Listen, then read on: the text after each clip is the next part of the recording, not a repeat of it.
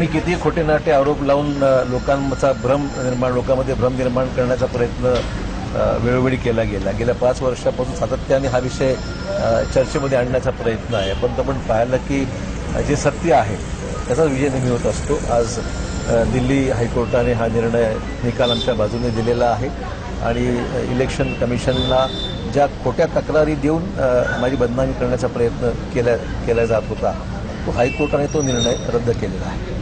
आता माधव किनाळकर म्हणतात की मी सर्वोच्च न्यायालयात दाद मागणार आहे। जसं की ज्यांना लोकशाहीमध्ये लोकांसमोर जाऊन मतं मागण्याची सवय ज्यांना नाही त्यांना हेच उद्योग असतात, करू दे।